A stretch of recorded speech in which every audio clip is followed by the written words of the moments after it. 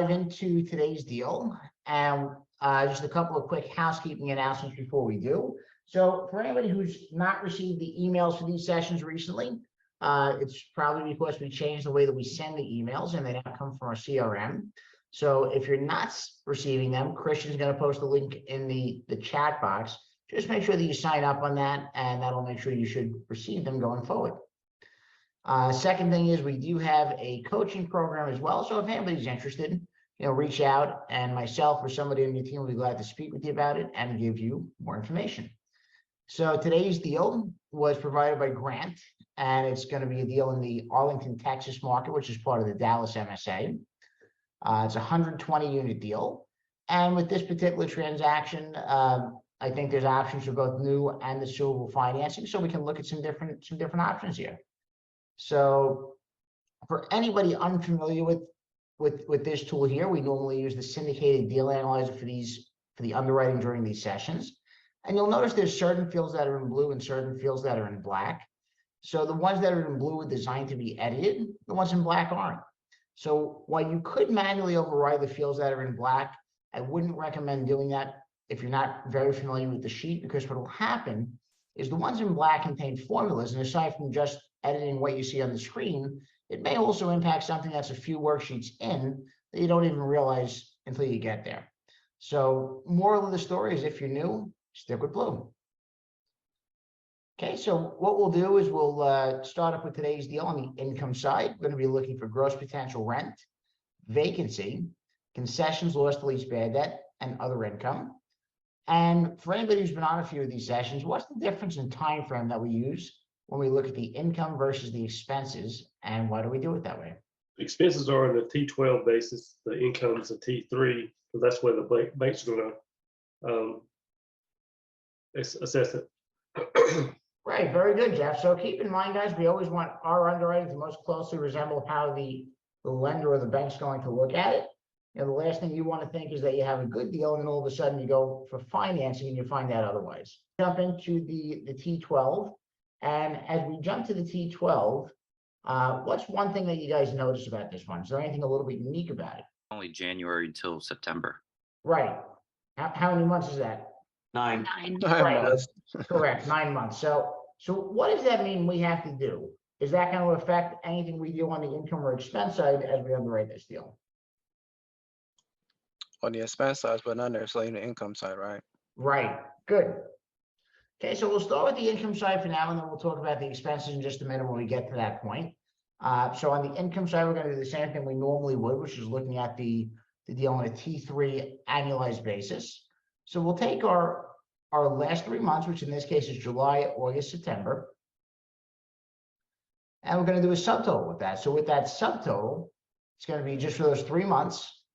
And with that, we're going to take that and multiply it by 4. Does everybody understand why we're multiplying it by 4? To annualize it. Right. Keep in mind, guys, when you're taking that subtotal, if you don't multiply it by 4, your numbers are going to be totally off. And we're going to extrapolate that for all the income items, so we do the same thing. So when we look at this, which item or items from the T12 are going to fall into our gross potential rent? Yeah, number 4 could. Now, in this case, they actually don't have anything in that one. So Oh, sorry. Anything else that might fall into that one? Right, number 5, which I think is what he meant to say. Yeah, very good. Okay, so our total there is $1,663,995.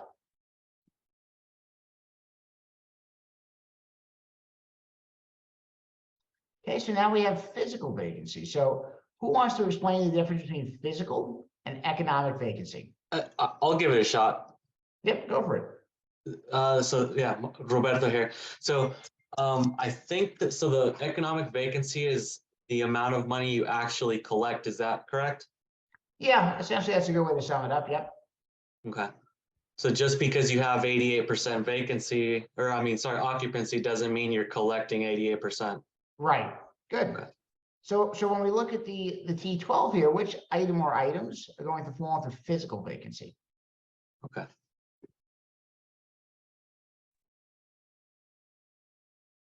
And 10. Yep. Good, row 10. So we'll take that the total there, which is $180,005.72. Okay, it's a little bit shy of 11%. So then as we look at our economic vacancy, our loss to lease, our concessions, our bad debt, which item or items from the T12 are going to go in there? Looks like we got 6, 9, and 11. 9. Very good, guys. Okay, so we'll take those totals and plug them in. Okay, so our total there is 245, 986.80. Sorry, So, I'm not yes, sure if I heard all of the lines correctly. Was it 6, 9, and 11 or? correct. 6, 9, and 11. Yep. Thank you. You're welcome. So as we look at this, let's look at two things. So first off, is there anything here that we see that may be a little bit concerning? Or at least worth questioning? Maybe not overly concerning, but at least worth questioning.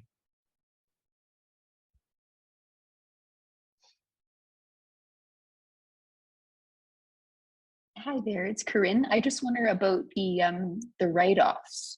That Good. number seems awful high. I would agree with that. And is there anything specific about those write-offs that make it even worse than the actual number?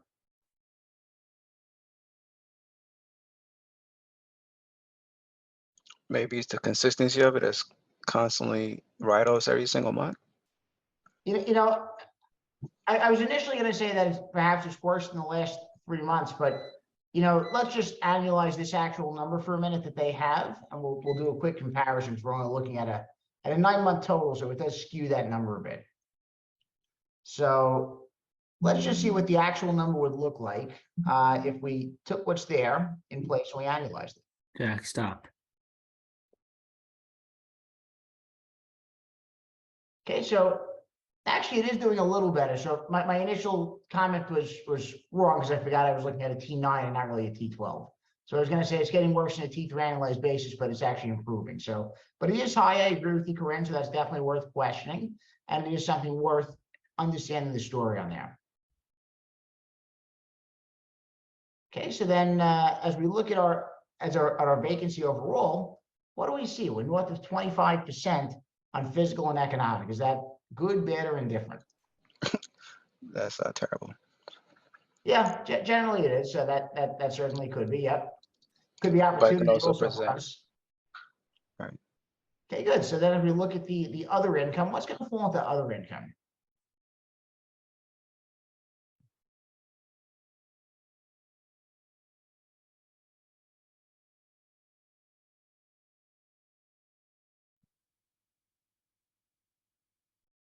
Anybody have any thoughts on that?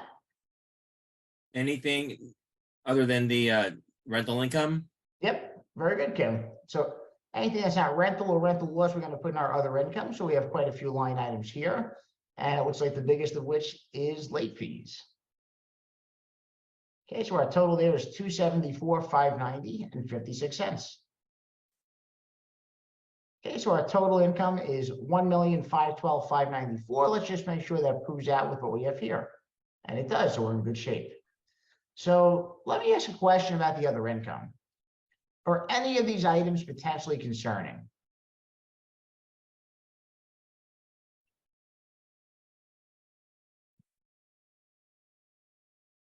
Corinne here. I'm just wondering, the late fees seem really, really high. You know, they do, but this may sound strange, but that doesn't concern me as much because when you're dealing with C properties, you're going to have that a lot of times. So I don't think you're really going to change that. That just winds up becoming something that's associated with that tenant base and that demographic. So oftentimes you're going to have consistent late fees. Is there anything else in here that might be a little concerning? The insufficient notice. Bingo. To me, it looks like they have a lot of tenants that are, for whatever reason, terminating leases. And maybe it's just because that number has been a little bit heavier the last couple of months that we have, but it's a little concerning to me because it seems to be a sizable number on that T3 annualized basis. So it may be worth getting some context on there and just understanding, you know, why so many people seem to be leaving. Okay, so now let's take a peek at our expenses.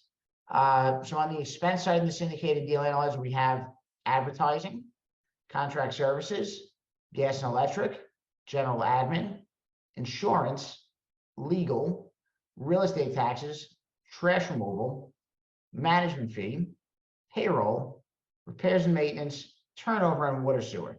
So everything we see in the T12 is going to fall into one of these line items. Okay, so the first section we have here, they're classifying as personnel. Do you guys agree these are all personnel or payroll expenses? Yes, Yeah, I would agree with that too. And our total number there is 161,213.84. Do we have to annualize the expenses? You know what? Good point. I forgot we're looking at 9 months. Good catch. So keep in mind, guys, I said it before and I forgot it as I did it.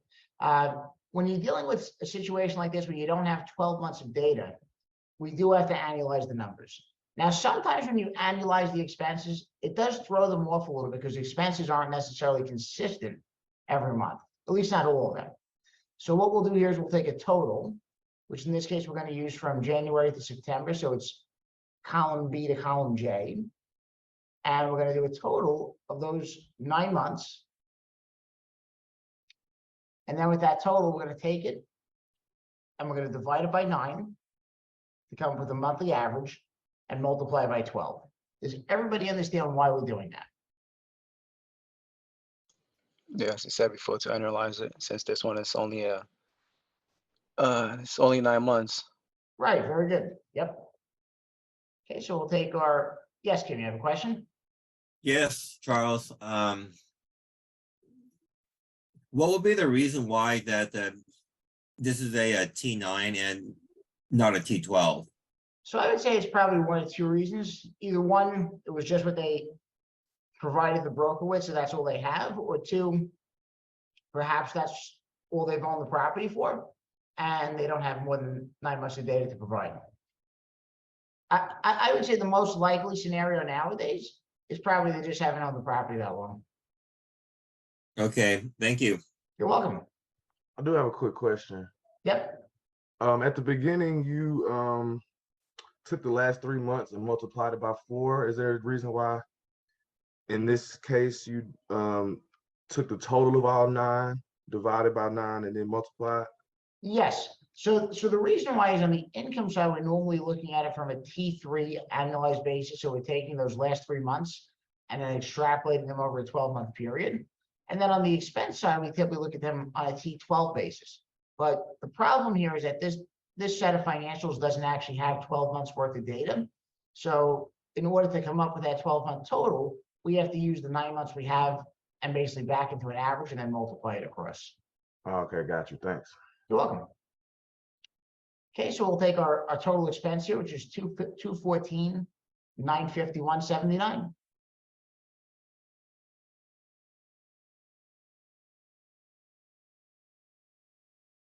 Okay, so next thing we have is administrative. So is there anything here you break out, or do you think all these items are general administrative? They all look like it. Yep, I would agree with that too. So our total is 25,344.21.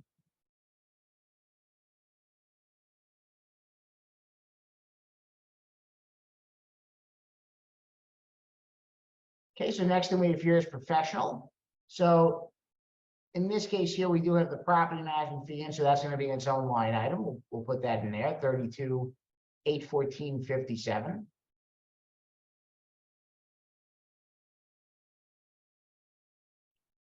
Okay, and then accounting. On the accounting side, where would you guys plug that into? Admin, maybe? Yep, very good.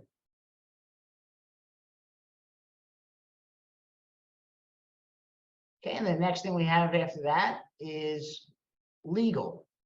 Where would you guys put that? Legal Legal. Very good. line item? Yeah. Now, keep in mind, guys, if you're using a different underwriting tool and they don't have a separate line item for legal, you could lump that in with your general admin, but in the syndicated deal analyzer being they do have a separate line item, we just break it apart. And how about other professional? Where would you put that?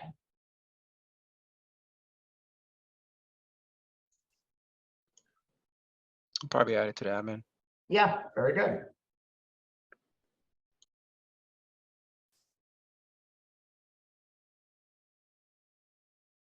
Okay, so next thing we got is marketing. Do you guys agree these are all marketing items? Yes. Yes, yes. Yep, I agree with that too. So our total here is 23,252.71.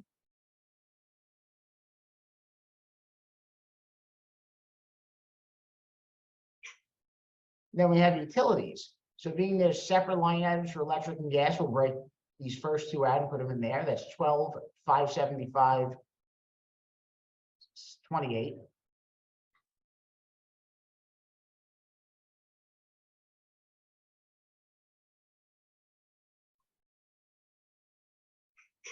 And Susan's asking, what does other professional usually include? Susan's pretty generic when you have a term like that, so it could be anything. They could be putting consultants in there. They could be putting maybe cost segregation. They probably shouldn't be putting stuff like that because that should be below the line. But based on the amounts they're paying each month, I would guess it's probably maybe just some type of consultant or something that they're misclassifying. Okay, so then water and sewer, we'll put that in its own category. That's 62,415.67.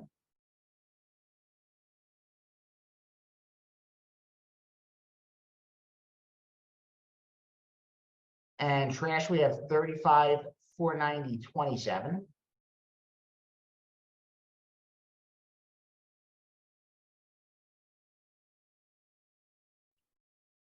And how about technology services and utility billing? Where do you guys want to put those?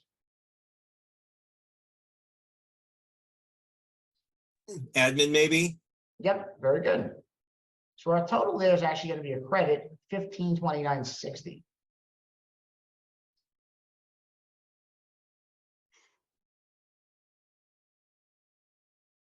Okay, so the next thing we have is repair and maintenance. Do you guys agree that these are all repairs and maintenance items? Or is there anything we break out from them? Maybe break out that security service, unless that's yeah. Yeah, I agree with you on that. How about anything else? Is there anything else that should come out of that number? 94.95 as contract service, maybe? Yeah. Yeah. Yep, I was actually gonna say 93 and 94, but the pool, I could make an argument for being a contract service also.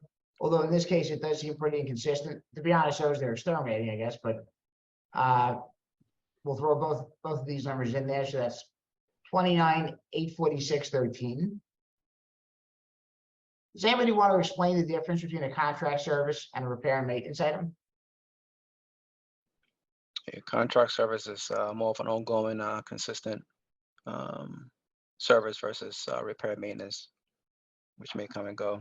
Right, and the contract services also tend to be, usually fairly consistent in price as well. So that's something else you usually see. Okay, so the remaining balance will add to our repair and maintenance total. That's 8806.55.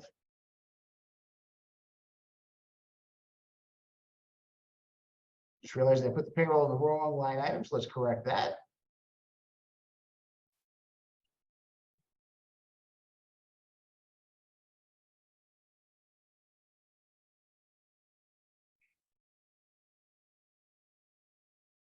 Okay, so the next items here, they're classifying again as unit maintenance. So these are all maintenance items. You guys plug these into the maintenance. Yeah. Yep. Yep, so would I. Okay, so our total there is 38,493.95.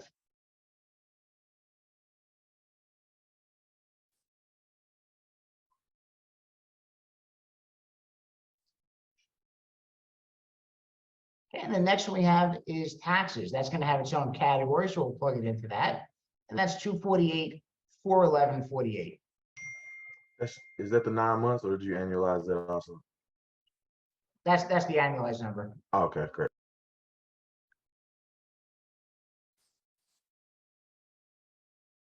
And then on the insurance side, our total number there is 89,059.97.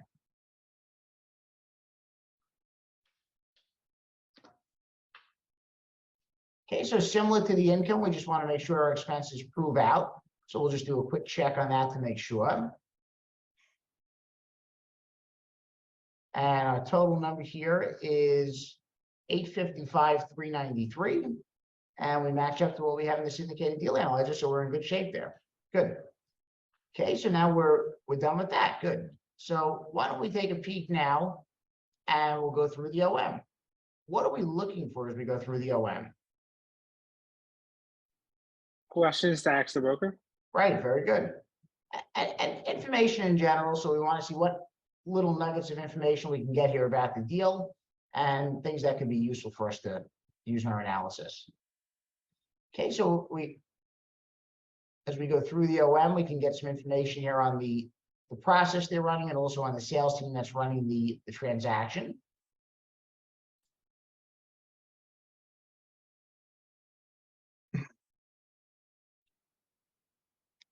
Okay, what they're showing us here is where they perceive the opportunity to be. So they're saying there's an opportunity to go in there and upgrade the bulk of the units, and that by doing so, we're going to be able to realize substantial rent premiums because of that, and also to lease washer dryer sets to residents and lease additional reserved parking spots. So that's what they see as the opportunity here, and that's really what they're selling this deal on. So then here on the side with their highlights, they're showing us upgrading the units to platinum level, lease the laundry appliances, the parking spaces, maximize income potential through unit absorption. Obviously, they've had an occupancy issue. We can see that already. And they're showing us also there's multiple financing options. So you can go in there with new debt, or you can go in there and you could use the assumption. So that's something we can discuss a little bit later. Okay, we got some photographs of the property. What do you guys think? Is it a decent looking property? Yeah, it looks nice. Yeah, I would agree. Yeah. And we can see some of the finishes here. So obviously a unit, they have, I would actually say a pretty nice, paint scheme there. I think it stands out. It's a little bit unique. You can see some of the flooring's been done. Seems like they have a modern fitness center, even if it's a little bit small. But overall, nice looking property aesthetically. We can see some of the studios here and some of the floor plans that they have, different layouts for. Looks like they have a lot of different one-bedroom layouts. Considering it's only 120 units, they have a very large number of layouts, I would say, actually. And we get a site map showing us the layout of the property. Okay, so some basic specs on the property: 1980 construction, three-story buildings, and some basic information about the construction of the asset. So far, it seems like everything here is fairly standard. I don't see anything that's alarming or concerning, but just stuff to be aware of. And it looks like here they're showing us that 87% of the units have washer dryer connections. So it looks like they have a laundry contract. That's something they're factoring in here. And some information about the area for anybody unfamiliar with Dallas. It's obviously a very thriving metropolis area, so there's a lot to like about it. So let's look at some of our rent comps here. So as we look at some of the comps, I did not see a map in here. Maybe I missed that. Nope, not quite. Okay.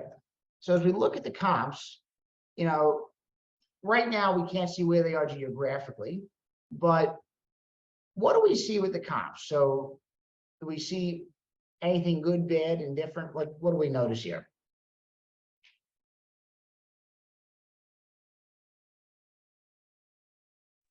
Some of the unit counts seem a little high.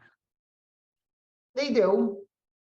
Now, I've been to Arlington, but I don't know it well enough with the top of my head. But the first thing that jumps out to me is all the comps are in Fort Worth. And while that's also part of the DFW area, they may not be the best comps necessarily. That's just kind of a thought. Yeah, Charles, the map is up above a Is it? couple of pages. I think it's technically Fort Worth, but some of them are fairly close. Some of them aren't. Oh, I'm sorry. Geez, you're right. Is this a day? Yeah. Let's see.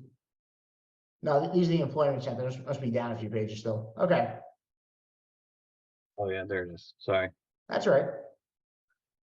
Okay, so we do have a lot of comps that are nearby. Geographically, which ones would you guys say are the best here? So it looks like 284. You know, I could Am I definitely looking see at it? 2. I think that's right there. 4, I would agree with also. The only thing I would say about 8 is that it's on the other side of I-30. That's true. Yeah. That's the one caveat I would say. So while it does look close on the map, sometimes when you have a major street or a roadway in between, that could be the distinguishing point where areas start to change. So let's look at number 2 and number 4 for just a minute. Number 2 is Rocco, and number 4 is Horizons at Sunridge 1. So for Rocco, it looks like this one here is similar advantage. It looks like they've had some upgrades recently. They have slightly smaller floor plans, getting rents that are about $120 higher. But is there anything concerning we might notice about this property? Occupancy? Yeah, occupancy is even worse than the property we're at. That's not encouraging. Everything else looks fairly encouraging there, but for whatever reason, occupancy is not. So something to be aware of. And then with Horizons at Sunridge, so let's look at this one.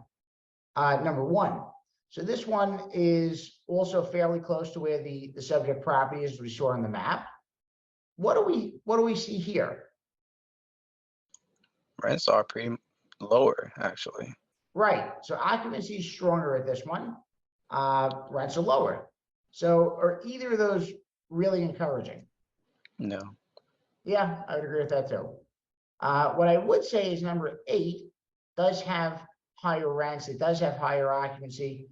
Also has bigger floor plans, but it's on the other side of the interstate. So, you know, I spent a little. I was in Arlington last year, but I don't know well enough to say where exactly the area changes. So, is it possible that maybe I-30 is kind of the dividing mark, and maybe this is kind of a nicer section down here? Yeah, it could be. That's a good Yeah. guess. Yeah. Right. And that's something we need to confirm. So keep in mind, guys, if this is a deal that you're actually pursuing, those are things that you want to go back and you want to ask some questions about. So you can speak to the broker, you can get some feedback on it, and just be able to, you know, get some real intelligence that you can use in the decision-making process. Okay, so here we have our rent stack. We'll come back to that in a little bit, not just yet. And we get a summary of the unit mix. So a lot of different 1-bedroom, 1-bath floor plans here. One thing I always like to do is in the syndicated deal analyzer, I always do put the unit mix and the target rent analysis. You know, keep in mind, guys, this doesn't do anything at all for the underwriting, but it's just good to have at a glance so you have it available. Okay, so we have two efficiency units, which are studios. We have 38 2-2s. And we have 7 3-2s. And then the balance of those are going to be 1-bedroom units. So we have 73 of those. Okay, so just a quick target of what we have, and we'll use this later as we figure out what our target rents are. So what they're showing us here is basically their proposal for how many units you can upgrade per month and kind of what the timeline looks like to see the revenue that they're proposing. And then they actually break it out further here on the right side on page 27. And it looks like here they're showing us what their pro forma is in this column here. One thing I always like to do is I like to go through the pro forma and I like to see what assumptions they're making, because sometimes that can help help us make decisions too. I'm not saying that we want to follow their pro forma verbatim, because it may not always be a need to, but I think it's something that we want to look at, and we want to, just see if there's something majorly different that we need to question. So on the expense side, it looks like they're showing a major reduction in payroll. What do you guys think? Is that a good idea? Generally, no, I would say that's not a good idea, right? Yeah, so I think it depends on what your plan for the property is. If your plan is to keep the existing staff, I would say it's probably not a good idea. If you're okay with laying the existing staff off and you want to bring new people in and you feel that you can get people at that rate, then I think you're fine. But as a general rule of thumb, sometimes the existing staff does have certain intellectual knowledge of the property, that could be very valuable. So it's always good to keep that in mind. Okay, so they're also factoring in a tax increase. Not factoring in too much of an insurance increase. What do you guys think? Should there be an insurance increase? If Texas is anything like Florida, I would say yes. I don't know. Florida's pretty unique. But straight across the board, you are going to see insurance increases. Probably not as much as in Florida. Florida, you may see enough properties go in the water strictly because of that. But Dallas, the Dallas-Fort Worth area, this has some of the highest wind and hail rates in the entire country. Okay, so just some things to look at. So one thing I always like to do is go back and question the broker on any major changes that I see in the pro forma. And the reason I do that is because they probably know more about the deal than I do. You know, they've looked at the property, they're selling the asset, so they probably have some expertise there that we can gain from them. Just keep that in mind. So now they're showing us some of their footnotes, and they're also giving us some debt terms. So you'll notice in the sample deal files, there's actually 2 additional files. They were basically loan agreements and one's part of a loan agreement, one's the full loan agreement. So we can use that information for the underwriting. Now, do you guys think that we want to take the information from here, or do you think we want to get it right from the loan docs?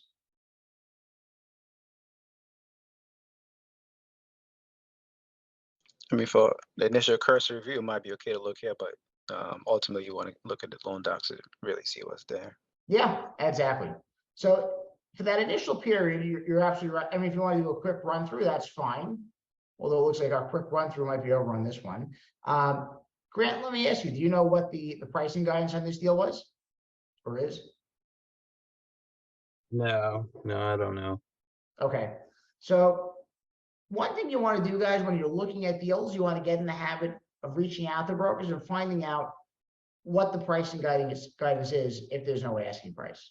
So always keep that in mind, because that'll be helpful information as you look at deals.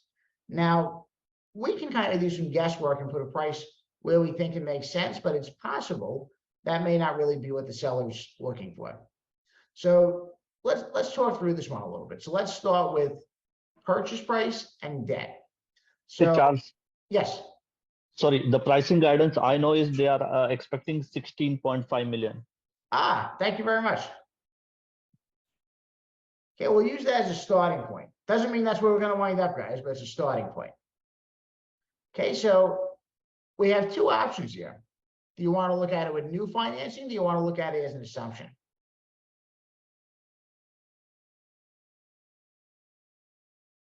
Charles, Yep. what are the years left on the assumption years left? So in this case, it looks like there's about 4.5 left. By the time so let's say if we got this deal in the contract, Monday, you'd probably be 3 months to close. So that's going to put you in late April, 2023. So you'd have about 4.5 years left on it. That was a good question. Does everybody understand why Kim is asking that question? No, I don't. Can you explain? Yes. So the reason that's important, if you wind up assuming a loan that doesn't have a lot of time, then you may be running yourself into a problem. Right now, we're at a time where market cycles are shifting. And what that means is you're starting to see fluctuations in property values. So if you're short on time and you need to unload a property, it means that you may be forced to do so at a price that can be lower than you want. So make sure if you're assuming that you have enough time to write out any tumultuous times in the market. Kim, you have a question? Thanks. You're welcome. Yes, Charles. Typically, is a new loan more costly? It's a good question. They both have costs associated with them. I would say that they'll probably be similar in terms of cost. Generally, the biggest benefit to assumptions right now is that you're able to go out there and get a more favorable rate. Now, if this loan was in like 2020, it'd probably be an even more favorable rate. So, but 4.21 isn't too bad because you wouldn't get that right now. But what is going to be not as favorable if we're looking at a $16.5 million purchase price? Equity you need to raise. Yeah, for sure. Do you guys want to look at it as an assumption? Does everybody understand what an assumption is? Let's start with that. No, Okay. So, Take over the existing loan. yeah, so it is the existing loan and you're basically taking it over. So what's happening is you're submitting an application, basically there's a fee the lender's going to charge for that application review. And they're going to underwrite it. They're generally already familiar with the deal. But what's going to happen is they're going to underwrite the new borrower to see how they stack up in comparison to the old one. So, they'll still update their underwriting for the deal to make sure everything, proves out, but they really focus more on the borrower. So do you think that lenders are excited to release strong borrowers for weaker ones?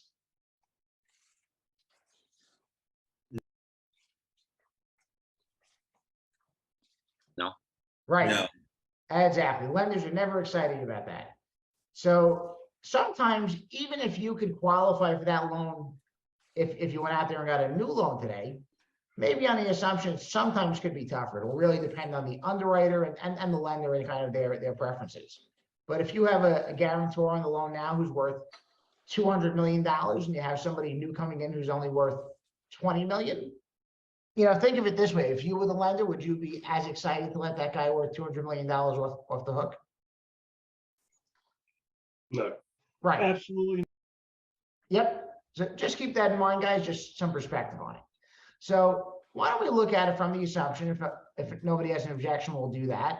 And we'll take this data here that we have. So as we put in our down payment percentage, who wants to walk us through how to figure that out?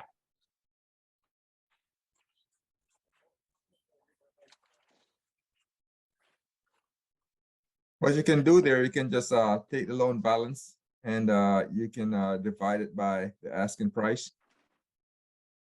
Good job, Paul. Okay, so we'll do that. And then what do we do from there? From there, you just take that number away from 1. Mm-hmm. And then whatever you get for that result there, you can multiply that by 100. Excellent, Paul. Does everybody understand why we did that and what that number is? Nope. Okay. Let's talk through it a little bit. So in the syndicated deal analyzer, is the loan balance in blue?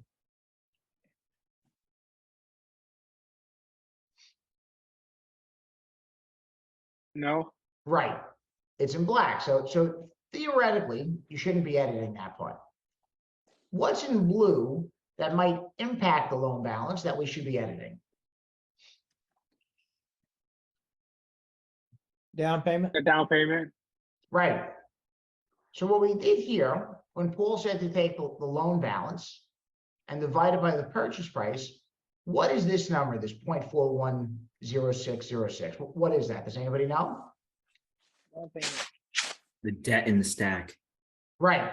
So I think somebody said LTV. So yes, LTV. Yep. So then what does 1 represent? 100. And equity.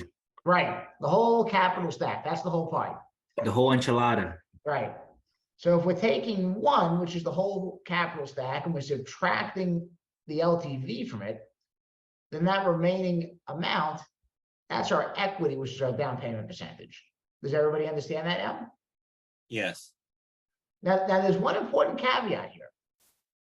So if we were looking at this deal with new financing and we wanted to play with the numbers a bit and we wanted to change the price up here, do we need to do anything different with that down payment percentage? Yeah, it's going to change based off of the price that you're offering.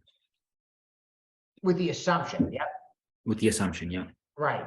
So why do we do that, Christian, with the assumption, but not with new financing?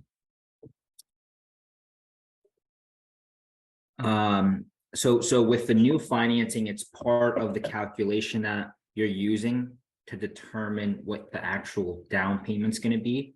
With new financing, the loan, I guess the loan balance, would it remain the same? Does everybody understand that? I don't know if there's an easier way to explain that. No, I don't. Okay, so when you have an assumption, so right now, on the first loan, this is what the lender is owed.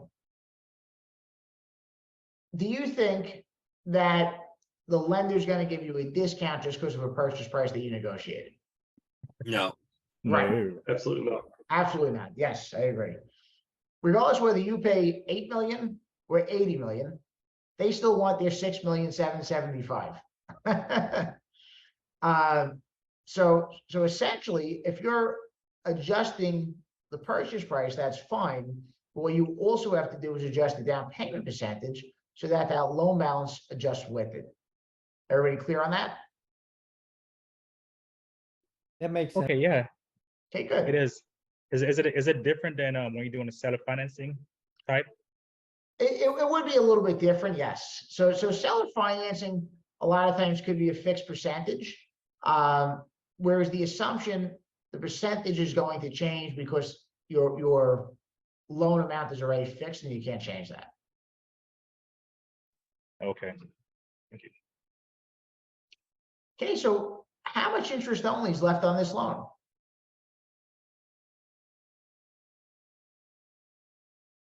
Four years, is it? Yep. So how much is left on it? So No. 48 months, or that's left, or is it the original 48 months? Yes. Nothing's left. Nothing's left, right? Yeah. Right. Why, Eddie? Okay. Because the origination date is 2017. 17. Yep. Right. Yep, so that means interest only expired about a year and a half ago, so we got nothing left in that. And that's not a bad thing, but just worth noting. Okay, so our interest rate, because that's going to affect our underwriting too. So what do we see for the interest rate here? It's fixed. It's a fixed at 4.2. Right, so we'll plug that into our underwriting here. And for the amortization period, what do we have? Is that 360 Right, amortized, and how much you have left, and that will be minus the 48, or let's see how many months. yeah, Right. yep, so the 360 is good, and that's kind of our standard, term, if you're a standard amortization period, if you're looking at an agency loan, so that's pretty standard. Now, is there anything else here with the assumption that we need to factor in? The maturity date. The maturity date. Well, wasn't the loan term is 120 months, not the 360 amortization? Okay, good question. We'll talk about that. So Eddie, in the syndicated deal analyzer, they don't have a spot for the maturity date, but I would tell you it's good to be cognizant of. So to Kim's point earlier, 4.5 years. Right now, I generally prefer assumptions to new debt. I personally have not seen a deal work with new debt in months. I'm starting to see some assumptions actually make sense. But it is a little concerning that there's only about 4.5 years left from the time you go. That could be a risk. You don't need it for the underwriting here, but good to be aware of, and it may make you think twice about your debt options. So then to Brenda's question, now Brenda, you had a question about, I'm sorry, what was your question again? Say that one more time. Well, the loan term was 120 months, not the 360 they used for the amortization. Right. So for underwriting purposes, would that make a difference? Does that mean there's a balloon at the end? Right. Bingo. So most agency loans are structured with balloons at the end. For whatever reason, it's just kind of the difference in the financing options for residential versus commercial real estate. If you go out there and you buy a single family home, you can probably get a 15 or a 30-year term. It's not uncommon. I mean, it's very common. But getting that on the commercial side, very, very slim. Oftentimes the longest you're going to get is 12 years. Which usually is a lot of time. So let me not make it sound like that's not enough, but there's a lot of times you're going to wind up with shorter terms than that. What's the difference? So has anybody here ever seen a market cycle last for 30 years? No. No. No. Right. Neither have I. Maybe if we look back far enough in history, maybe we could find something, but nothing that I'm aware of. And they're So- about 7 or 8 years at a time. Yeah, generally, you're probably, maybe 15 years on the long side, but that's pretty long in modern times. So if you have 30 years to ride out, market conditions, does that offer you a safety net? Yes, If you have 5 years, does that offer you a safety net? that is better. If those 5 years were 2012 to 2017, you'd probably be fine. What if they were 2018 to 2023 and you know it's coming due this year? Painful. Not good. Right. So you don't have as much flexibility to ride those waves out with the shorter term debt options. So keep that in mind. Long-term debt does have its advantages. So to Brenda's point, the term is only 10 years. And then what happens is, even though it's on a 30-year amortization, which means that your monthly payments are divided as if you were paying on a 30-year schedule, at the end of that 10 years, they're going to give you a bill and say, well, you owe us X amount, then you're either going to pay it off, you're going to refinance, you're going to sell, or somehow you're going to settle that debt, one way or the other. So just keep that in mind. Now, aside from the loan that we have here, is there anything else that's important for our underwriting that we see on this page if we're using the assumption option? Yeah, the supplemental. What is a supplemental, Christian? So you're adding a smaller subordinate debt tranche to the original loan balance. So it's like taking out a second loan in addition to the current mortgage, right? So Right. I think off the top of my head, Charles, I think Freddie's the one that does not allow it. So this is probably a Fannie Very loan. good. Okay. So in this case, yes, Marlene, you have a question? So the reason for a supplemental is usually because the property is performing better than when you took the initial loan out and you wanted to get some additional debt. So sometimes that additional debt could be used for extra CapEx. Sometimes it could be used to return a portion of the capital. So in this case, let's say if they syndicated the deal and maybe they wanted to return a portion of the upfront equity to the investors, then the supplemental loan could be used for that. So in this case, being there's a supplemental loan, similar to the original loan, do you think the lender wants to get repaid every dollar they do? Yes. Yes. So we want to put that in too. Now, on the syndicated deal analyzers, there's a spot for a second mortgage on the scenarios tab, for anybody who's familiar with it. No. Right. So where do we have to go for that second mortgage? Right. Very good, guys. So in the summary tab, there's a second mortgage section here in rows 14, 15, 16, and 17. Okay, so for our second mortgage, we're going to take the actual dollar amount, in this case, 1.1 million. Oops, put too much debt. And what's our interest rate on this one? 4.87. 4.87. Yep. And what's our amortization period here? Also 360 with 96. Yeah. Yep. And how many months of interest only do we have left? Zero. Right. Nada.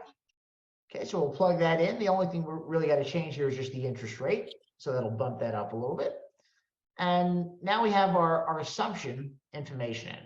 So now what we'll do is we'll start diving into the rest of the underwriting. First thing we'll do here is we'll put some operating reserves. So for me personally, I've been using 8 months of operating expenses recently. And I think it's better to have more money than less. One of the worst things you can do on these deals is run out of money. Especially when you're syndicating it. Doesn't usually work out so great. So now the next thing we can do is kind of look at our rent stack. And what we'll figure out is where our targets go. So it sounds like most of us agreed that it's a decent looking property aesthetically. Why don't we take a peek at our comps? Okay, so they have comps for all the different floor plans. So let's look here at the 1-bedroom units. So on the 1 bedrooms, it looks like the subject property is they have a lot of different layouts for 1 bedrooms. But they have ranging from 676 square feet, all the way to 937 square feet. Now, what you'll notice is that this particular chart is actually sorted by rent per square foot and not total rent. So you may have to do a little looking around.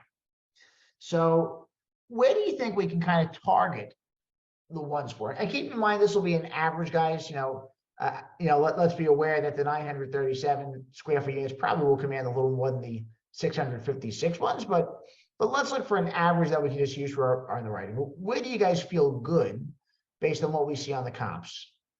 I see one at 1229, which seems to be the highest one on there. The good news is, where is that 1229? I think that's the one I was closest, right? Right. Is that encouraging? Very. Yeah. Now they have some other layouts here as well that are 1172. Ironically, the one with bigger square footage is actually getting lower rent for whatever reason. But okay, so they're at 1172 and 1229. And then Horizons at Sunridge, number one, they're at 1140 because this was the other one that was closed. They're at 1190. They're at 1130. This one's a bit lower, smaller floor plan. Same thing here. But is it encouraging that the ones that are closest to the subject property are actually some of the higher rent ones? Of course, yes. Now, we probably have to look into what's happening with the occupancy at Rocco, because the occupancy wasn't good there either. So we'd have to investigate that more and just understand where it is. But at least, it seems that they're getting better rents, which is encouraging. So if we had to go as an average, would you guys feel good with somewhere in that 1130 to 1180 range for the ones? Conservatively, yes. Okay, it's kind of what I'm thinking too. You guys want to go for 1150? We'll pick a nice round number. Yes. Okay, let's go with that. Okay, so then there are two bedrooms. So the two bedrooms, it looks like we have one floor plan, 990 square feet, and currently at 1269 on average. Horizons at Sunridge 1, they have similar size floor plans, a little bit smaller. And that's, again, keep in mind, one of the closer comps, 1620 and 1630. Is anybody a lot more excited about that number? Very. Looks a lot better than 1269 to me. Rocco, which is also the closest comp. Similar size floor plans. They're at 1427, 1584. What do you guys think? Still a lot better than where we are? Definitely.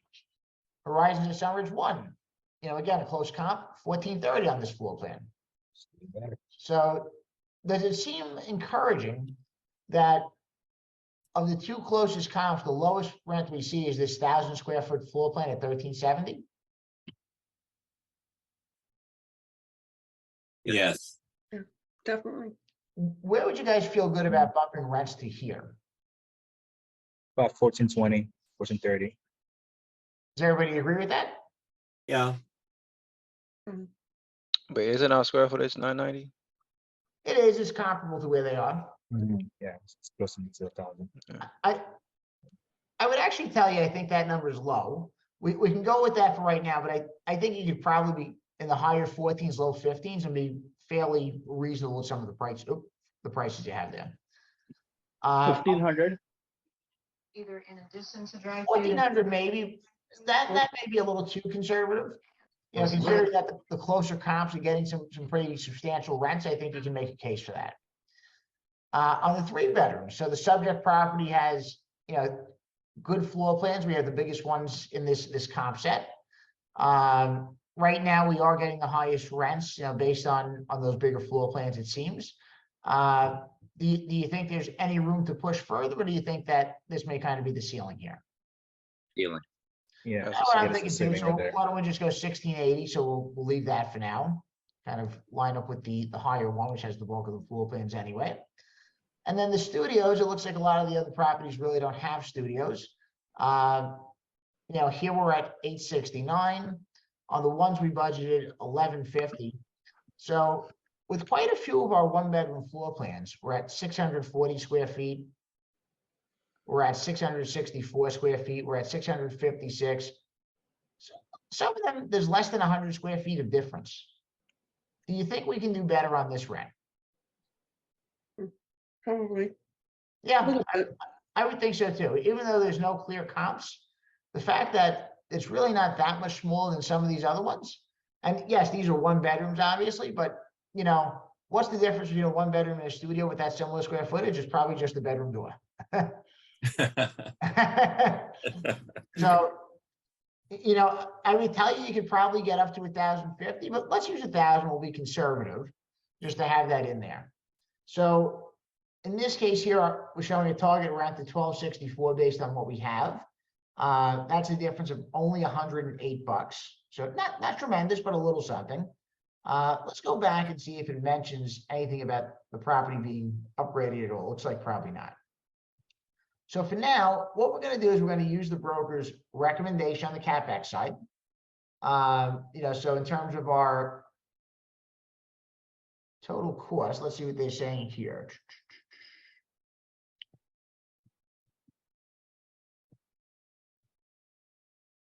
Okay, so what we'll do then is we'll basically put some money in the CapEx budget. We'll use the number they have here for the renovated units. They're saying 111, so the seller's probably done 9 of them. And they're giving us in that 111, they're saying a budget of $7,000 a unit, so we'll stick with that for now. They're saying 50,000 bucks to go out there and buy the washers and dryers that you can rent to people. And maybe to put the connections in the units that don't have them. Let's see. So they're suggesting to actually purchase the appliances. You can do that, or you can rent them, either way. And do you think that a 1980 property may have some deferred maintenance? Absolutely. Yeah. Yeah. I would think so too. For sure. The number is going to vary. You're not really going to know until you see the property. Aesthetically, the property does look halfway decent from what we can tell. You know, I would put somewhere between 300,000 and 500,000. I'm going to go 4. We'll go right in the middle, just because money gets spent a lot faster than you may realize. So it's always better to have more than less, I would tell you. But you know, if this is a property we're pursuing and it happens to be in really good condition, you know, maybe we can determine that, okay, some of these things may not be needed. So the good news is they have put some money into the property. I mean, interior improvements, 48,000 here, and then by previous ownership, 288. So it's about $300,000 in interiors.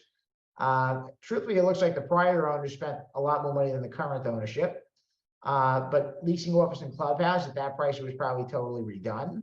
It looks like each of them have done some HVAC, you know, work on there, but most of the work's been in the interiors. So just some food for thought as we look at it. Okay, so with that $108 premium, so we only have 111 units. How long do you think we should spread this increase out over?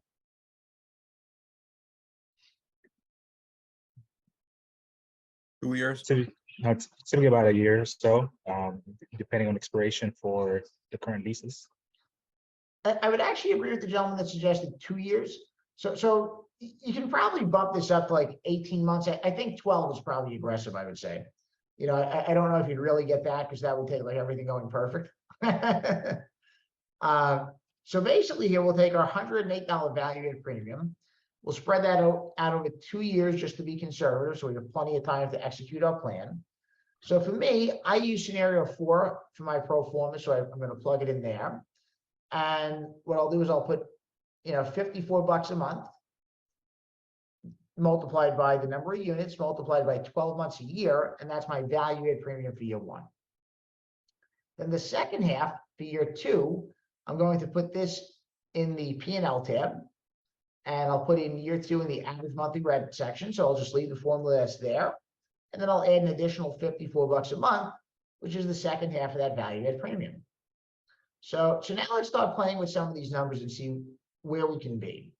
So, you know, the vacancy they have now is 25.6%. A lot of write-offs, a lot of physical vacancy, some loss to lease.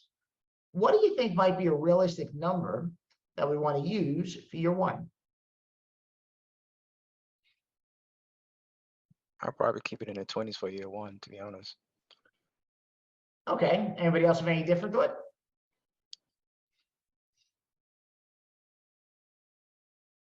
And then after that, you would like sleep with them. I mean, look at this guy. Probably 15 is good.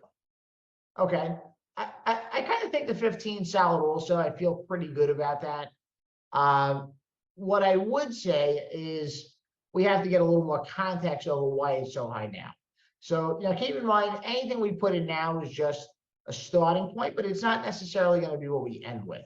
So we need to understand why the vacancy and why the write-offs are so high. And we need to make sure it's something we can correct. I assume it probably is, but I don't know that with certainty.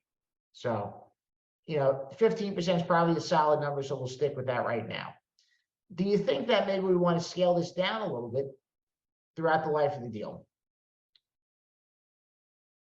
Yes. Would you want to get under Yes, it is. 10%? Me personally, no, I would never want to get under 10%. I think that's a good goal to aim for. I don't think that it's what I personally would ever underwrite for, because you're not giving yourself any room to fail. Okay. So a well-run property could probably be somewhere between 7 and 8%. But that's kind of accounting for everything going perfectly. So that's not always going to happen. Would you increase your advertising costs? I'm just trying to figure how you're going to go from 25 to 15. So I think that number they have there is solid, to be honest. I think it looks like they're spending a decent amount on advertising. So the real answer is, anything we do now is just preliminary, because you really have to find out more about why the problem exists and see what the root cause of it is. So once you figure that out, then that'll let you know if you need to adjust some of these things up or down a little bit. But for right now, I think there's probably spending a pretty good amount on advertising. Cool.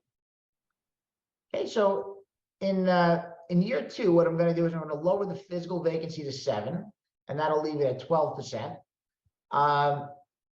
What I would say is I'd actually leave it at 12% for now. And the reason I would do that is I've been using that kind of as my standard for all C properties at this point. Now, this property aesthetically, even though it's a little bit older, does seem to be in decent shape. You may actually get a better tenant base there. So I'd have to really investigate the property a little further and understand it. But if it was a better demographic and kind of, better asset, then I'd probably drop it to 10. And anything short of an A property, I would never go less than 10. Okay, so now let's take a peek here and kind of go through some of the expenses. The advertising, I think, from a high level is solid. Contract services, I would say, is a little high.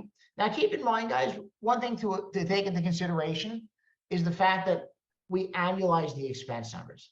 Sometimes when you do that, it makes the numbers a little screwy and it throws them off. So income's a little bit easier to annualize because it's consistent month after month. Expenses aren't always as consistent, so sometimes it really throws you off a bit.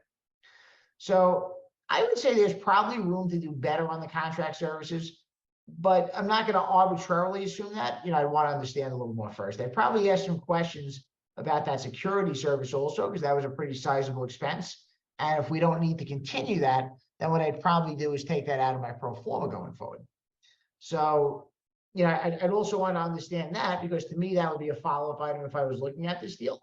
I'd reach out to the broker and also ask about the security service. And the reason I do that is usually that to me is an indication of the area. So I want to understand what I'm getting into. Utilities, you're probably not going to see too much give on that. General admin's at a decent range, so I think that's solid. So based on preliminary discussion that we had about insurance earlier, most of us seem to agree that it's probably going up. So what do you guys think might be a good budget number? Now, for a real quick first pass on the underwriting, you could use this site here, ratemap.org. And I'll put it in the chat box too if anybody wants. Now, this is good for a first pass. If there's a deal you're competitive on, you need to reach out to an insurance broker and actually get what's called an insurance indication. But in this particular section here, they're showing Texas and Oklahoma $850 a door. Do you guys want to use that in the underwriting? Do you want to go a little bit higher? What do you think? Being the sellers already at $742 a door? It's more conservative if you use the 850, right? Definitely. I was thinking of even bumping it up a little more because insurance has been going a little wacky as of late. But we can use that because at least it gives us a little bit of a bump, which is good. And assuming that they haven't had any claims or anything like that, it may be achievable. Now, for the tax number, I don't look in Texas enough to know how they reassess taxes. I think it's every year or two from the couple that I have seen. So for the time being, we're going to use the broker's numbers. Now, Texas also has a franchise tax. Some states do charge that. So being we don't have a separate spot for that in the syndicated deal analyzer, I just lump that into our property tax.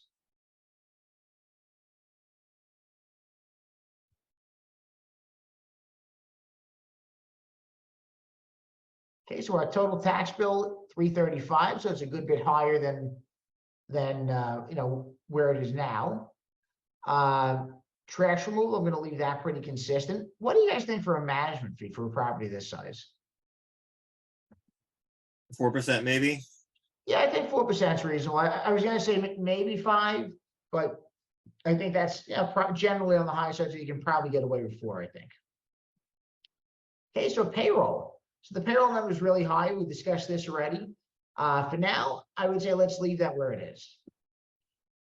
Now, for 120 units, how many staff members do you guys think you have on there? 3 people maybe. Anybody have any different thought? Not a bad guess. Maybe 2, at least an agent and maybe a tech. Kind of what I was thinking. So 120. So general rule of thumb is you probably have one person in the office and one person on the maintenance side for every 100 units. So obviously this is a little bit over that, but you'd probably try and just squeeze a little further and see how much you can get out of that, those 2 people in this case. So my gut feeling says you probably could reduce this to somewhere around what the broker's proposing. Truthfully, I would say even that number may be a smidgen high, but for now, let's leave it because maybe there's a reason it's that way. So right now, repairs and maintenance and turnover at $394 a door. What do you guys think of that number? Hello? Kind of what I'm thinking. Yes, yeah, we know. So for a property with full-time staff, you're probably somewhere between $550 and $600 a door when you're looking in the Sunbelt region. So let's go a nice even $300 a door for each one. So that'll put us at a total of $600. Unfortunately, nothing's getting cheaper. Things are just getting more expensive. So make sure you cushion it. And our replacement reserve. So in this case, what should we do with the replacement reserve? And this may be a little bit of a trick question.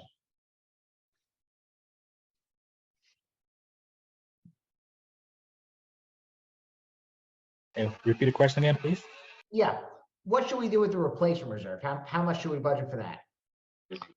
300 a door. What's that? 300 a door. That's generally a good number. So that for anything built before 1990. Anything 1990 or later, I go 250. But in this case, we actually have the answer. Why do we have the answer? Is already it on the assumable loan? Yeah, if you assume. Right. So what we'll do is we're going to pull up our summary of loan terms. So for anybody who's not seen this document before, this is included in every Fannie Mae loan. And, it's usually page 119 of the agreement or something around there. And, basically it's probably 6 or 7 pages that defines all the key terms of the project. And it shows you details about the loan, shows you the guarantors, which they've blacked out. And we'll get all the terms from here. So we'll actually have a section where it's going to talk about the replacement reserves. If anybody hasn't seen this, it is in the file. So you should probably take a few minutes just to study it and get familiar with it. Because if you're using agency debt, you will see these on a fairly regular basis. Okay, so what we can see here is they're showing us the amount of the monthly debt service. And now down below this, what's going to happen is they're going to have a section where it's going to tell us the reserves. So, okay, let's see.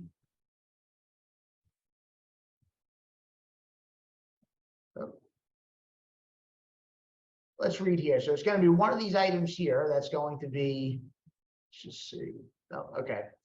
So let's see, monthly, okay. So a monthly replacement reserve deposit's 2,500.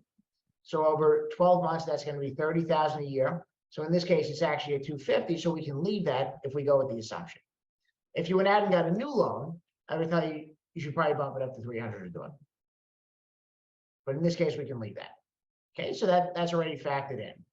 So now we have our rent increase entered in. We have our expense adjustments in. We have the 2 loans in for the loan assumption.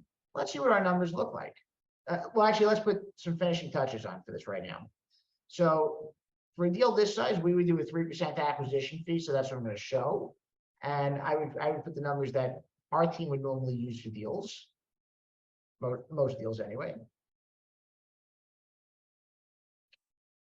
And what I would also do is I'm going to zero out the rent escalation for year 1 and 2 because, I think that there may be some flat rents for a while, and in some cases decreasing rents. So let's see kind of where our numbers shake out. Now, $16.5 million purchase price with the CapEx and with the reserves that we have, we're at an $11.3 million raise. And that's because the leverage of the existing loans is so low. So what do you guys think about our returns right now? Not good. But not looking sweet at all. Right. Okay, so we'll play with the purchase price a little bit and see where we shake out. Actually, there's one more thing to adjust. One big thing I forgot to adjust, guys. I'm sorry. Market cap rate. Does anybody think the Dallas area is at a 7 yet? No. Either way. Do you guys think that Dallas might hold up better than most markets in the country? For sure. Yeah, I think that could. Let's just pull up some quick market research. Not that this is gospel by any means, but just a starting point. So, and this is as of the end of Q3. The Q4 report's not come out just yet. Okay, so in this little brochure here, they have a section where they're showing us where the cap rates were for these major markets. Now, this is a blend of A, B, C, D assets. It's not all one particular type, so just keep that in mind. We're actually starting to see some separation. So at the end of Q3, according to Newmark, Dallas's cap rates were at 5.0 on average. So do you think it means that maybe the C's might be even as high as like mid-5 potentially at this point? Okay. So cap rates have decompressed a bit. If we were to use 5.5, and I think this is pretty solid for Dallas because I don't think that, I don't think Dallas is going to be hit as hard as other smaller markets. Now, here's the thing to keep in mind. So let's see what that did to our returns. I'm sure it helped. Okay, didn't do much. Not as much as I thought anyway. But we're buying at a 3.8 cap on actual numbers. On year 1 pro forma, we're at a 4.29, and we're selling at a 6. What do you guys think? Is it going to be easy making that work? No. Generally, I'd agree with you. So that doesn't usually make for a great combination. So let's play with our purchase price a little bit. And do you want to see if we go up a little bit on the 2-bedroom rent targets, what that might do first? Yes. Okay, so let's do that. I think, I personally think we can get, let's see here. Okay, so. Maybe 15.25 there. So in the 2s, I feel pretty good about somewhere between 1,480 and 1,500 based on what I see, and maybe even a little more than that. But I feel confident with 1,500. Let's bump it up to there. And I think, based on what we see, that's probably something we can hit.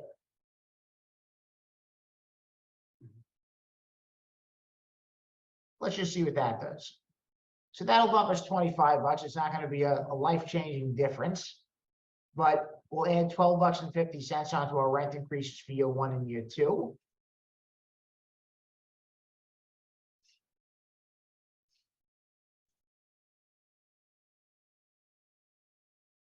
Okay, so that does bump us up a little bit. Doesn't quite put us there yet, but it bumps us up a little bit.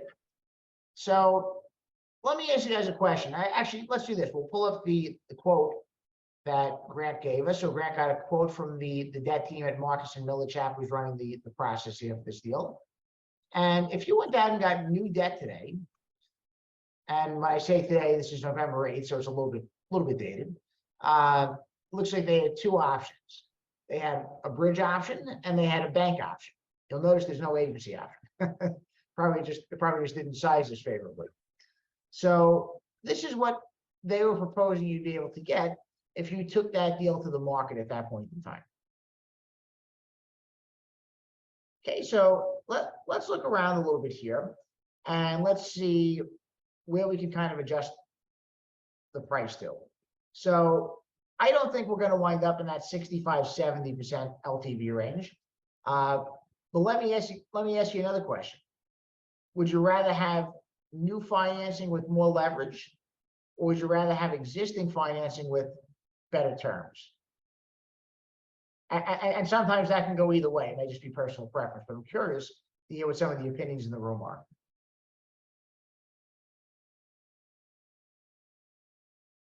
Depending on how strong you can raise funds, right? I mean, if you have if you can raise monies, then you can go with better terms. But if raising money is a problem, then you probably want to use better leverage. Yeah, I think that's probably a pretty fair assessment, and that way, that's probably more of a determining factor than people want it to be. But yes, I agree. Yeah, it's the nuts and bolts. Charles, can you restate what he just said? Absolutely. So what he's saying is it may depend on one's ability to go out there and raise capital. So if you can raise capital easily, then maybe the lower leverage option with better terms could be the better fit. But if you're struggling to raise capital, then in this case, you're getting about $4 million more in funds on the new loan. The downside to it, one of them you're getting about $5 million more. The downside is that the rates are going to be higher. And on this one here, it's a floating rate loan. So that means this is just where it was estimated to start at. Doesn't mean it's going to stay there. So just keep that in mind. So floating is adjustable, Right. basically? Okay. Yep. I have a question too. The rate that's given there was from November. Has there been another increase since then? There have been, let's see, November 8th. So there's one in December and there was one in November. I think it was the 1st or 2nd. So yeah, I personally have not seen bridge loans starting at 5 in a couple of months now, like 3. So I'm quite surprised even to see this back then, but it seemed like a quite favorable rate for that time. But what's the risk you could run by going in there with bridge at this point? And there are some times where bridge is going to be the right option, but not always. It's not fixed, so the interest rate can fluctuate. Yes, that can definitely happen. So if we have some additional hikes, and we see that, you know, whatever index it's linked to go up, then all of a sudden your monthly payments are going to go up too. Okay, so let's kind of go through. We'll adjust the price, and right now I'm going to bring it down about. Let's start with $2 million. So what do we need to change here to make sure that everything matches up? You got to change the down payment again. Bingo. If you're using existing, yeah. There, we'll take our loan amount to 6,775. We'll divide it by our new purchase price, and we'll just do that same thing again. So now this here is our LTV for anybody who's unclear on that.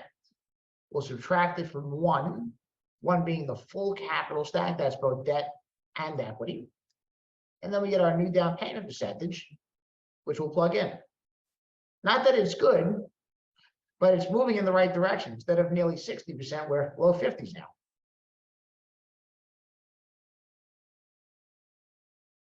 Okay, so let's see what that does to our returns.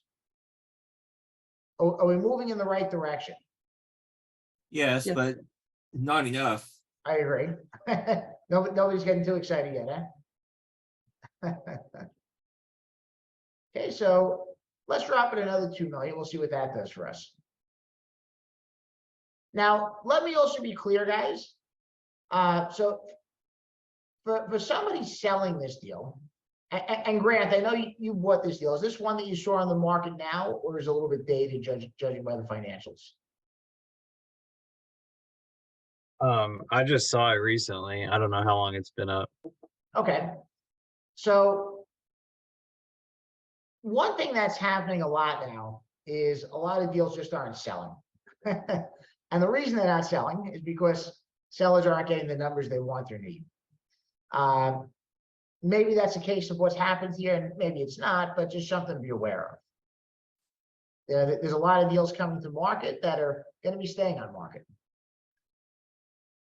And I think the reason you see is just because the numbers don't make sense with where, where debt is at this point. Charles, this deal came around November of last year. Okay. Do you know if it wound up going on the contract or is it still out there? It's still there. I'm not terribly surprised to hear that. I think that's becoming a more and more common occurrence. Okay, so now we're at 12.5. Are we getting closer here? Closer.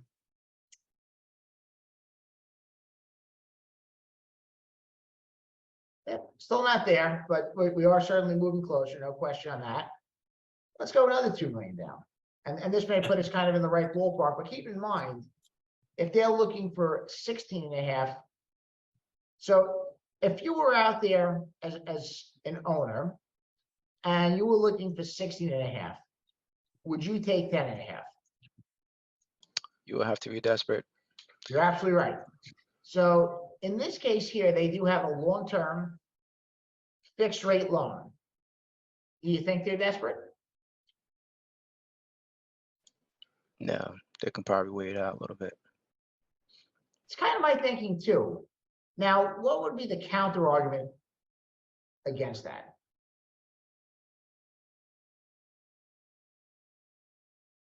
They got a balloon payment coming due pretty quick. Well, they do have it coming due, but still 4.5 years out. So I wouldn't call it that quick. They still have a little time. But the fact that they've owned this property 5.5 years and they have 25% between physical and economic vacancy, that seems pretty high. Wouldn't surprise me as much if it was earlier in the ownership, but at this point of the game, they've owned it for 5.5 years. Maybe there's something wrong there. Okay, so what do you think? Are these numbers better? A lot better, Yeah, definitely a lot better. but that's after 5 million. Yep. Our cash on cash return is still not exactly where I'd like to see it, but it's fairly solid by year 3 on. So I think that's encouraging. One more thing to keep in mind, we do want to put reserves in here for taxes and insurance. That's important, guys. So I usually recommend people put 12 months of taxes, 12 months of insurance. Last thing you want to do is get to closing and realize you're short on funds. Never works out good.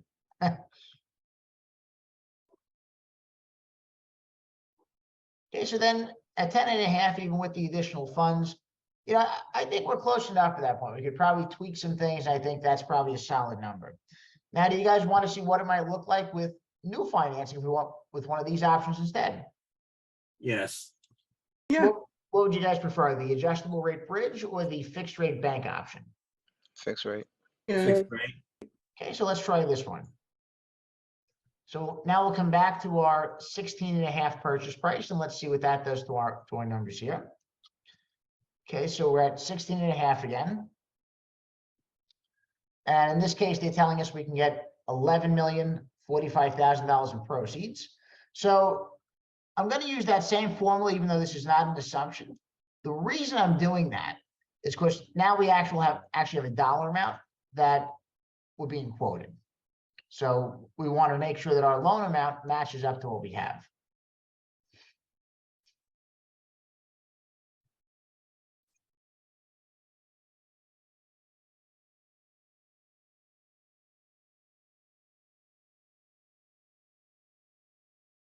Okay, so that matches up. So now let's look at our other terms here. So what is our interest rate on this one? 7. It's actually 6.7. let's see something here, hang on. It's actually 6.75, but interestingly enough, they have a negative amount on the spread. I don't think I've ever seen that before. That's really interesting. So what does that mean? So the spread is the amount that the lender's actually making. That's their money. Ah, So the index, they have no control over. That's set by powers outside the lender's authority. The spread is the difference between the index, which is basically what they're borrowing money at, and what they're lending it to you at. why would they lend for a negative amount? Is it, No idea. I've never seen that before. Maybe they're desperate for business would be the only thing I can think. But it doesn't seem that way because more and more banks are making it tough right now to lend money. So it would seem odd. But okay, so what's our interest only on this debt option? 745? 12 to 24 months.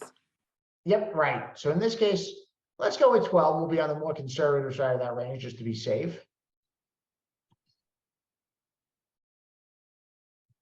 Charles, Yep. can't we go on a new long-term agency debt for this one? You could. We didn't have an option for that, but we can play with that in just a minute. Okay. Yeah, so in this case here, what's our amortization period for the bank one? 25 years. 25. Right.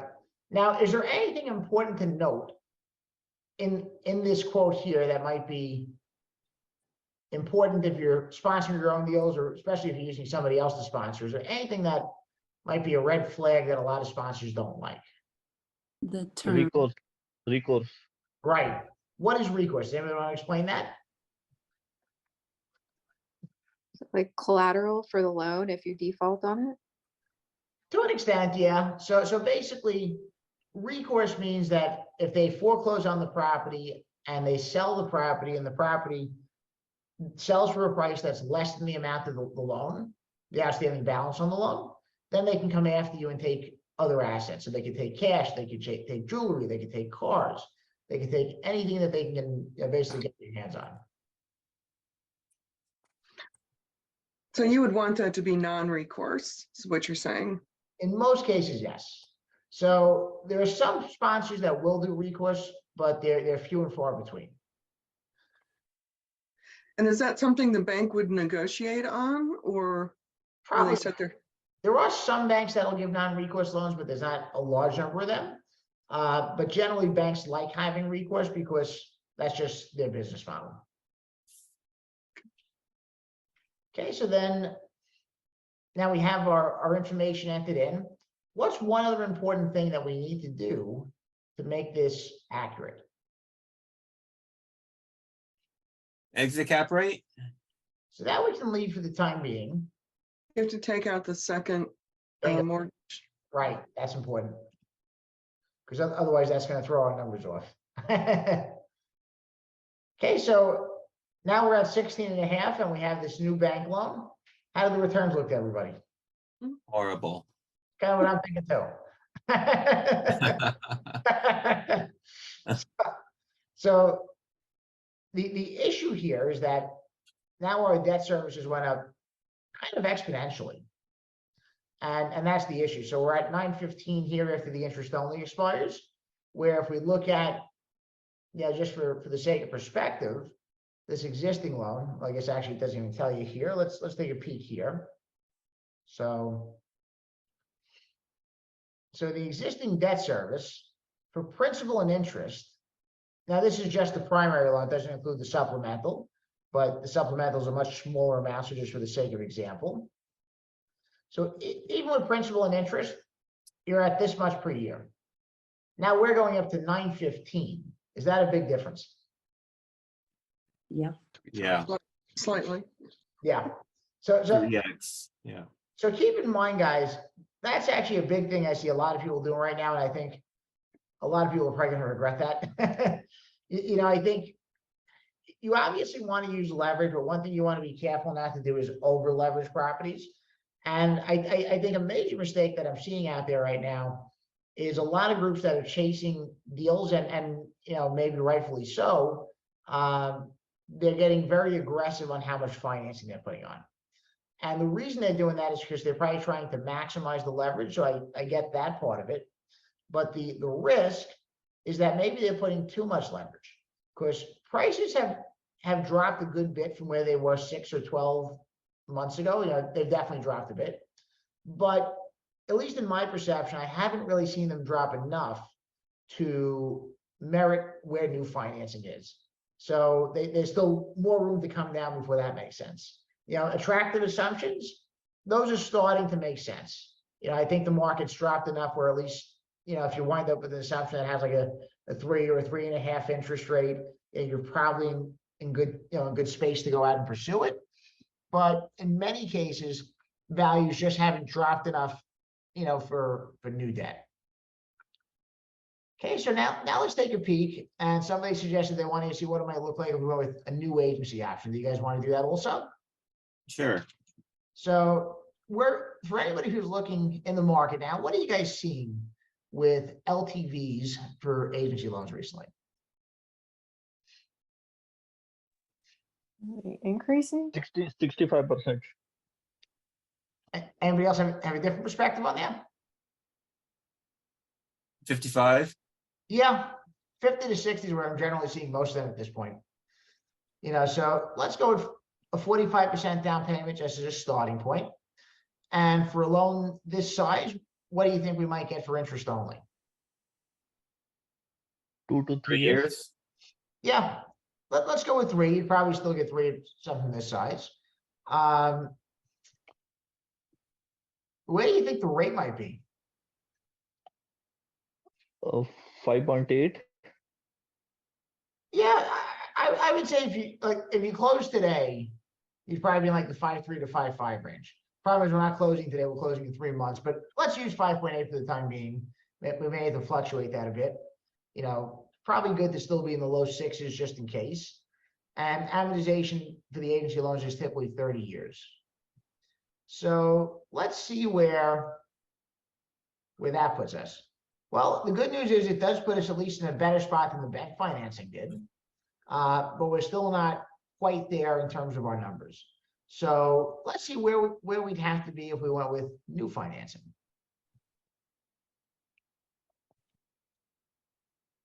So let's say if we come down to 13.5.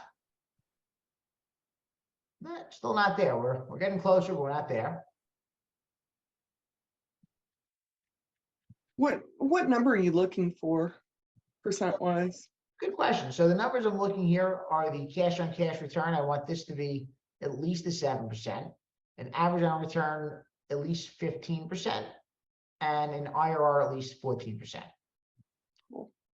So in this case, we are getting closer little by little, but still too far away. It looks like we're probably going to wind up needing to be right around the same point that we would have been for the assumption, actually even lower. So why do we need to be lower on this than we were with the assumption?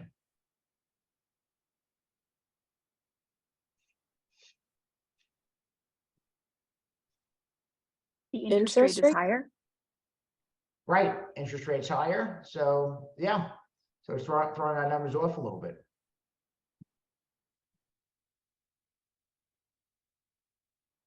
So in this case here, you'd probably be in that 9.5 range to make it work with new agency debt. Now, what are some levers that we can tweak if we wanted to try and get a little more aggressive and see, okay, what can we do to really up our price? What are the things we can play with to see what we can do here? The exit cap rate. Excellent, Kim. So keep in mind, guys, next to purchase price, your exit cap is your second biggest, lever. That one carries a lot of weight.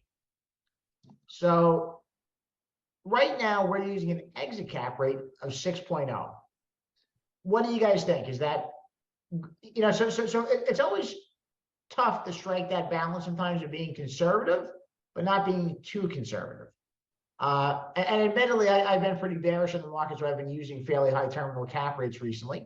But what do you guys think? You know, is 6 a necessity in the Dallas market, especially for you guys that look there? Or do you think we can do better on that?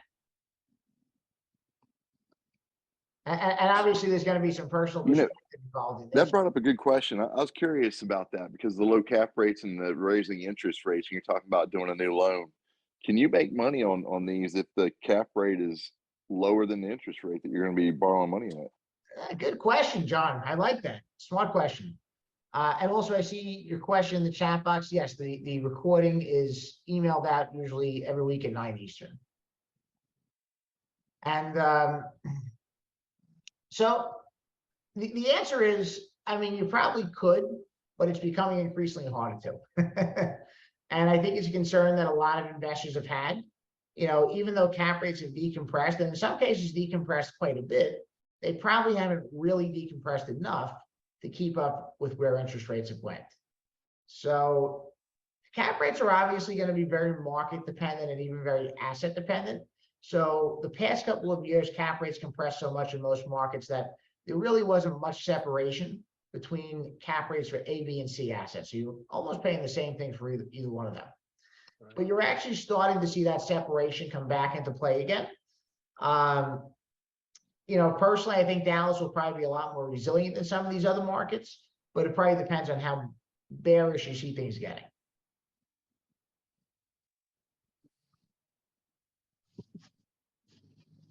So does anybody think that we should be a little more bullish and maybe tweak that terminal cap? What do you guys think we're in the right spot there?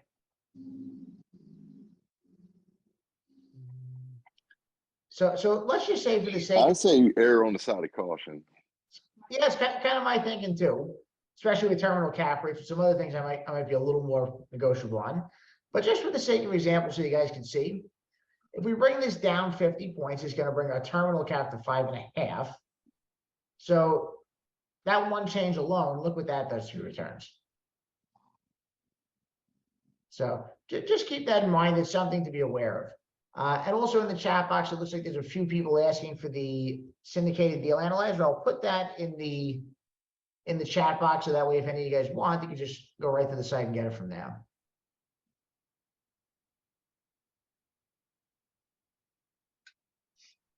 Okay, so now let's look at some other options. So okay, we have terminal cap rate as 1. What other levers can we adjust here?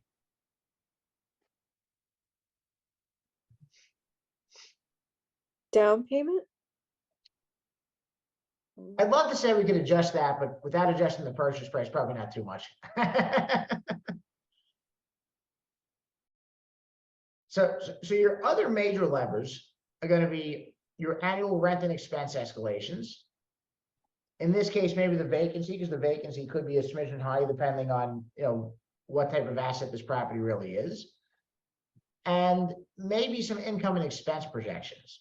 So those would be the things I would say that could potentially be difference makers.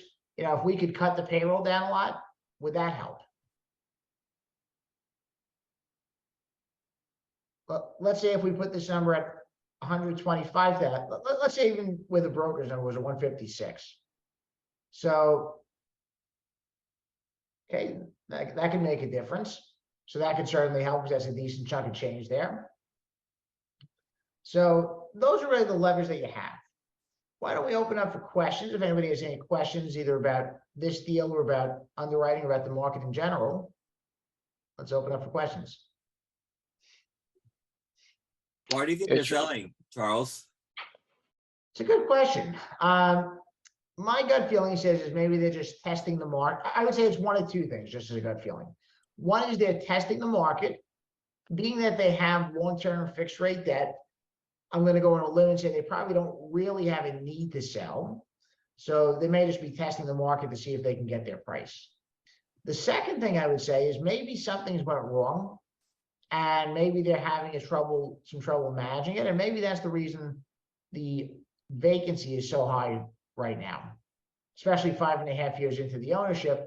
It's a little surprising that it would be that high at this stage of the game. Brent, you have a question? So I've got a question. If it is a management problem, Charles, yep, would it be something that's a new investor would want to steer away from? without having the experience? Well, I would say no, but I think the caveat to that is you're going to be partnering with somebody more experienced. So in most cases, in order to get approved for loans on deals this size, you'll need somebody more experienced there anyway. So you may want them just to be a little more involved and to do some hand holding as they walk you through it. And Jeremy's saying, I hate to be the agent with the seller testing price. You know, I'm sure a lot of agents do, but what I would also say is that most of them are doing that because a lot of brokers just aren't making as much money. And I think they're desperate to try and see if they can drum up some sales. Corinne, you have a question? Thank you. Yes, I was just recently looking at a deal and the sponsor was allocating $300,000 for working capital. And they were using a different model, but I'm just wondering with the SDA underwriting model, where does working capital go? So it really gets lumped in with your operating reserves. So it's going to get factored in here. Was that on the synthesis model? You know, frankly, I didn't recognize the model they were using, but that's good to know. So lump it in with the operating reserves. Right. Okay, thank you. You're welcome. Grant, do you have a question? Yes, on your summary tab, you have the average cash on cash return. I was wondering if you could show how you calculate that because mine doesn't have that. Sure. Do you use the syndicated deal analyzer, Grant, or do you use a different tool? Yeah, I'm using this one. It just may be an older version or something. You know what? It may just be hidden. So the default should be hidden. Okay. So on the left side of row 25, just hit this plus sign and then it appears. Gotcha. Thank you. Now, one thing I would say that's very important, just so everybody knows. So when you have a preferred return in the syndicated deal analyzer, if you don't hit that return, it's going to be thrown off because it's still going to show that 7. So the way you're going to see the real cash on cash returns, you come to your P&L tab and you go to row 55, and then you can just highlight, you know, whatever years that you're in the deal for. So in this case, the real average is 6.87. The reason it reversed to 7 is because on the sale, it's catching up. Derek, you have a question? I do, yeah. I just want to go over 2 things that you mentioned. The 8 months of reserve, that was 8 months of reserve based on what? That's on the pro forma operating expenses. Operating expense, okay. And the other is about the loan assumption. Just want to get that correct since my current deal I'm looking at is based on an assumption. So that was 1 minus the loan divided by purchase price, right? Yes, so that's actually the second step. So the first thing is loan amount divided by purchase price. Right. And then the answer you get there is your loan to value. So then you're going to copy that number down and subtract it from 1. And that's going to give you your down payment percentage, which you then multiply by 100, and then you can put it in the syndicated deal analyzer. Got it. Okay. Yeah, I had parentheses around my 1. We'll see everybody next Saturday, same time, same place.